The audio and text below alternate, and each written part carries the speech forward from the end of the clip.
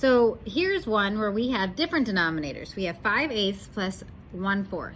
So one of the strategies that we can use if we need to find a common denominator, you're gonna notice that I tend to write them vertically, one on top of the other versus one next to each other. And there's a reason for that. So I'm kind of drawing in my new templates. But what I'm gonna do down here at the bottom is I'm gonna write a 4 and I'm gonna draw an 8.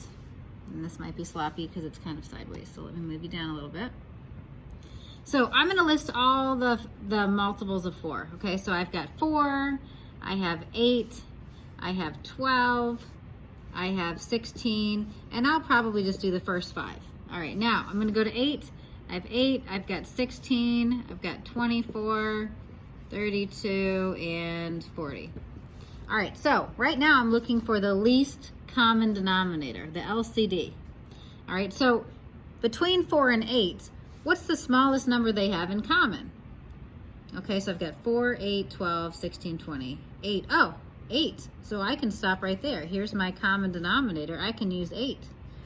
So sometimes you kind of luck out, and one of the denominators you already have in the problem is the number you're going to use. So here is my common denominator. This is going to be a number, the smallest one. And the reason that we want the smallest one is because we don't want to have to simplify a large number, right? So I'm going to go ahead and show you how this works. I've got my common denominator. And now I'm going to try to figure out how can I get from 8 to 8. So 8 times 1 gets me 8. And whatever I do to my denominator, I have to do here. So 5 times 1 gets me 5. And this may look familiar when we've had to do the numbers over 100 and coming up with that common numerator, right? The new numerator. So I figured out my numerator here. I'm going to come down here. What times 4 gets me 8? Well, 4 times 2 gets me 8.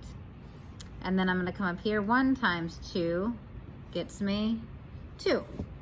So now I can solve this problem. I have 5/8 and 2/8, right? So 5 plus 2 is 7. And my denominator, whenever we add, remember, whenever we add and subtract, our denominators we don't do anything with. In other words, we don't add these together, the 8 and 8. We keep that the same. So 7/8.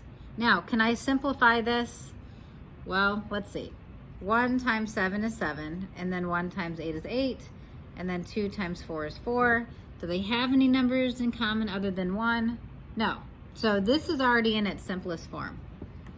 And then you would just be done. So your final answer would be 7/8.